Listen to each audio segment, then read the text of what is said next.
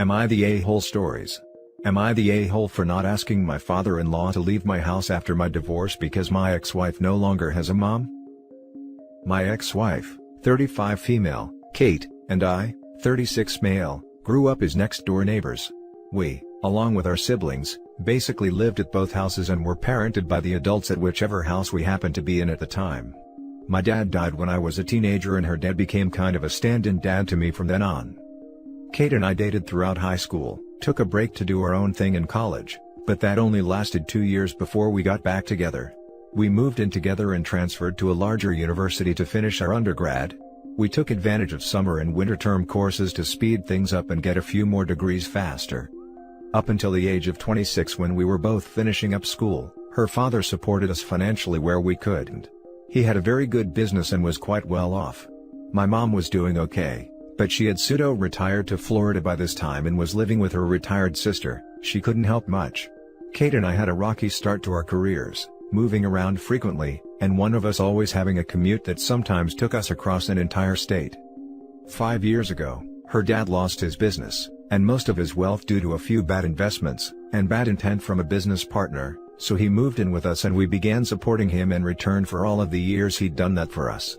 We had an in-law suite already for my mom to use when she visited. He and I continued our father-slash-son type relationship, and it was all working out great. About a year before COVID, she began taking long trips and refusing to tell me where she was going. By the summer, she was asking for a divorce, saying that she had changed too much to continue our marriage. She got half of most everything, both cars, half of our savings, our vacation home and various appliances, plus all of the expensive jewelry I'd bought for her over the years. She promptly sold the vacation home and the jewelry, and had much more liquid funds than I did. Most of mine was wrapped up in the house and investments. I had to use a good chunk of the savings to buy a new car and appliances.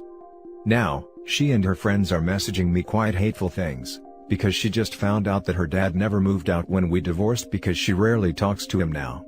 Her mom died when we were in college, and she is accusing me of stealing her remaining parent. Father-in-law doesn't have the money to move out, or a reason to. She says I should have given her dad a large sum of money to move out after the divorce, even though she was the one with the liquid funds at the time, that it was inconsiderate to continue to live with her dad when we aren't together anymore. Am I the a-hole? Now for the top comments. Not the a-hole.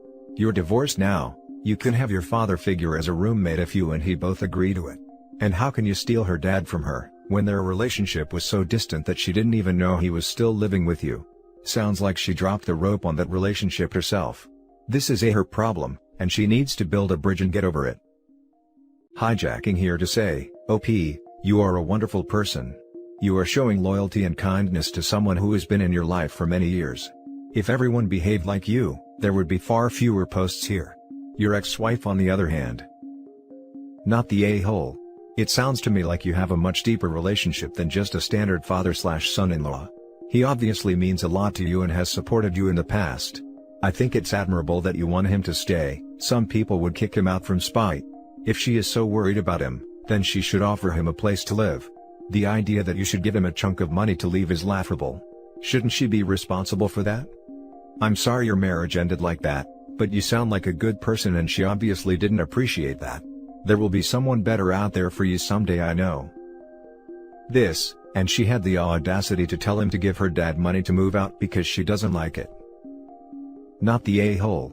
How do you not know where your own father is living? Your ex is just trying to hurt you, and she is obviously not willing to help her own father out. Talk with your father-in-law, and if your situation works for the two of you, block your ex and file harassment charges if she doesn't leave you alone. And why would you have to give him money after the divorce? I'm sorry that your relationship turned so ugly. Next story is titled, Am I the a-hole for saying to my brother that his kid's future isn't my problem? I, 23 female, lost my dad 3 years ago. It's been hard, and in that time, I needed someone and none of my siblings were there for me. I have a different dad from them, and that kind of drove a wedge between them and me. He was in my life more than their dad was, and I guess for that they hated me. My dad was really well off, and in his will, he basically left everything to me.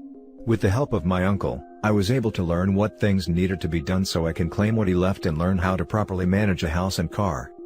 Anyways, it's a big house. It's 4-bedroom 2-bath and my best friend currently lives with me. I use the other 2 as a study room and art room. My brother, 31 male, has been talking to me lately about the house. He currently lives in a 2-bedroom apartment with his wife and 2 kids, 6 and 8.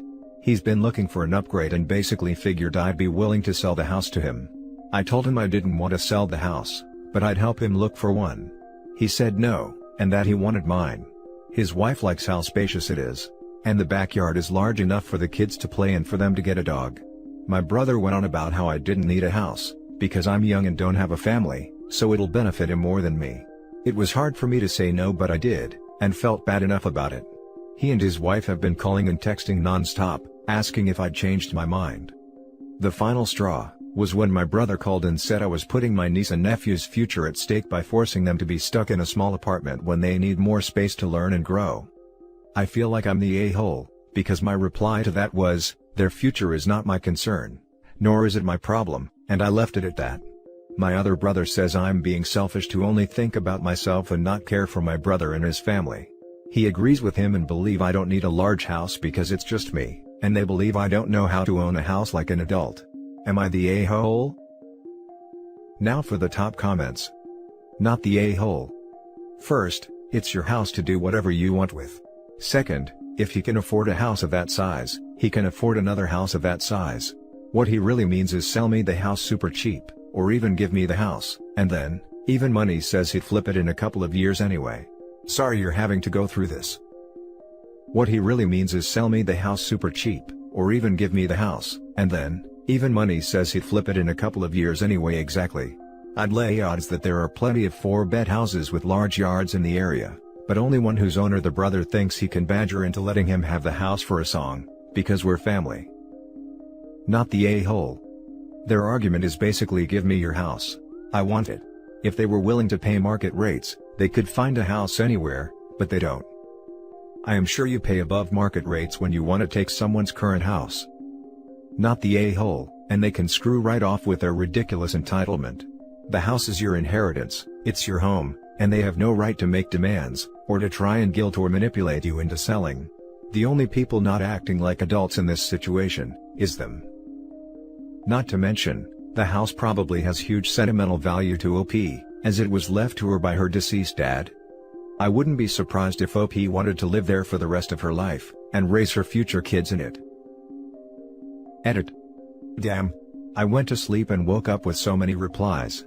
My PMs are filled with people calling me a liar and a bad sister for putting my friend above my family. For one, I'm not lying. I'd never in 100 years lie about something like this. I was hesitant in posting because of this exact reason. I really can't prove I'm not lying without exposing personal details, so if you can't take my word for it, I'm sorry.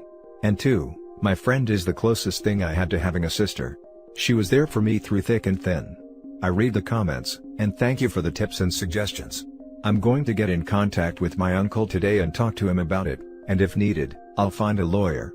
Also, I do realize I could have worded it better and been, so I think I owe him an apology for that much. One more thing, about the questions on why he wanted my house specifically. A lot of things come into play. All around it's in the perfect places, it's close to many places like grocery stores, schools, and close to his job. He did offer me a price once before, but it was less than half of what the house was worth, and I already knew if I accepted it, I'd be a joke.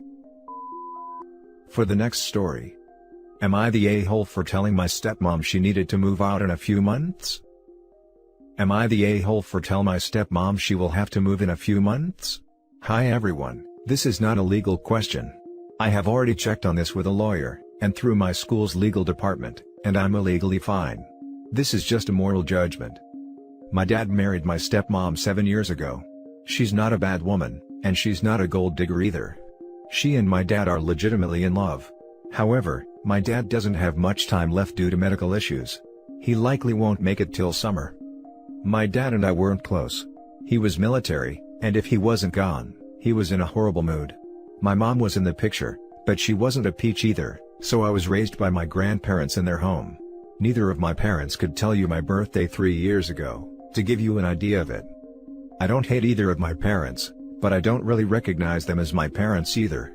My dad has been a much better dad to my stepmom's son, which is good, and I'm grateful for that. However, I don't feel a bond with my stepbrother or stepmom either.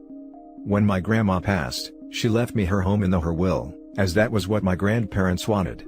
My dad and his wife moved in with my permission while I was away at school. It was no secret that I intended to move back and live alone in my home, which has caused some conflicts in the past. This past weekend while I was studying, stepmom sent me an email filling me in on debt again, telling me about her COVID layoff, and asking what my plans were after this last semester, so I told her I was returning home, and had a job lined up by an old friend. Stepmother asked if I felt it would be crowded there, and I reminded her that it was my home, so if anyone was uncomfortable, they would need to relocate. Stepmother pushed back a little bit, and I reminded her again the home was mine, and that they needed to be ready to leave by summer's end as this is my last semester, and I wanted to give them plenty of time to relocate. My dad ended up calling me later and tried to guilt me. However, I reminded him that he didn't really raise me, and I was under no obligation to help them as much as I already had. I called his wife after, and told her that after my dad passed, she was gone for what she had just tried to do. The summer deal was off, and I would evict her after 60 days, which is still more than required. I told her my dad chose a military career over his son, and when he wasn't lacing his boots, he was yelling at me or throwing stuff. Stepmother brought her child's education into it because they couldn't afford to live in a good school district when this was over, but I told her neither he or she was my concern. I told my friends about this, and they all thought I was right because of what I've already done for them and what my dad did in the past. They have said the stepmother is just another person in the world, and it sucks for her, but you can't set yourself on fire to keep them warm. What do you guys think? Am I the a-hole? Now for the top comments. Not the a-hole at all. You are so generous for even giving them 60 days, let alone let them live till summer.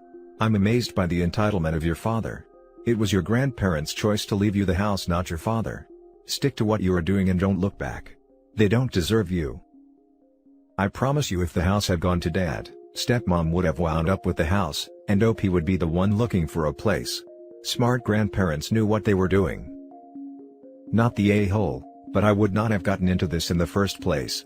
Once someone's in your home, it's a lot harder to get them out. That, and wear and tear.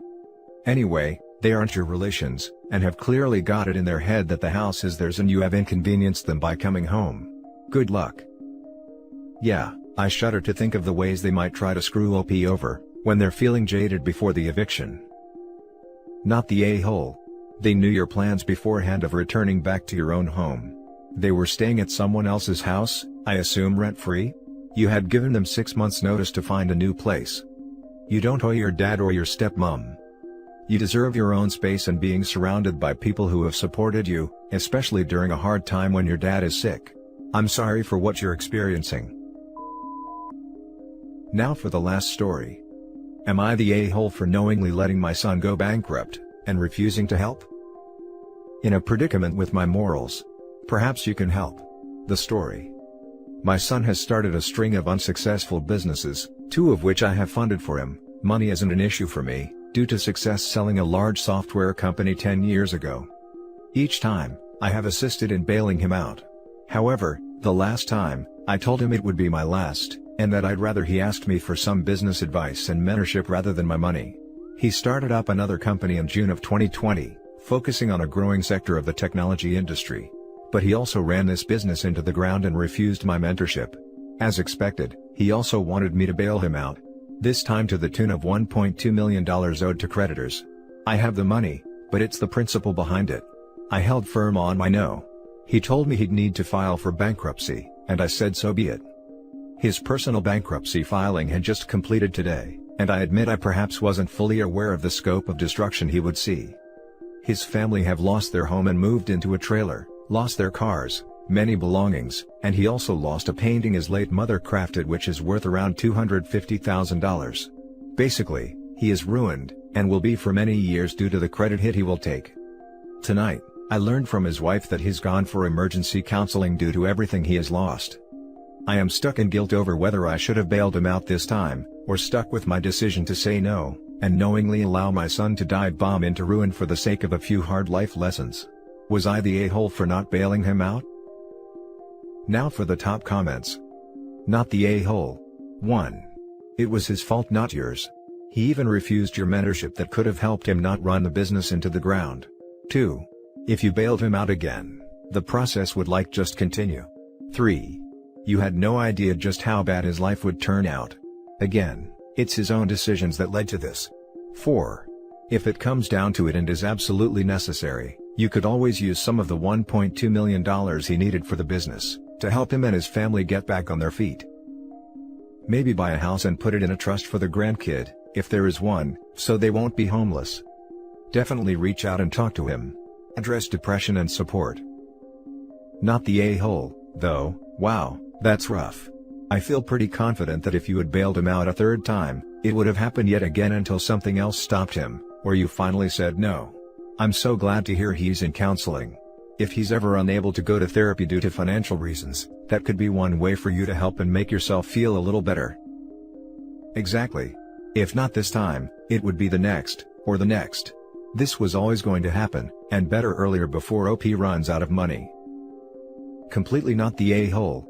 That said, most non-sociopathic people are not happy to see their loved ones destitute, even deservedly so, and especially not innocent ones like your daughter-in-law and grandchildren. Your feelings are understandable. That being the case, and since you do have resources to help, perhaps you could consider assisting the family in ways that do not reward him personally, or fully restore the lifestyle he lost. So, you could buy a modest home and let them live there. Do not sign over the deed. Buy a modest car for his wife to use to run the children around, pay school fees, etc.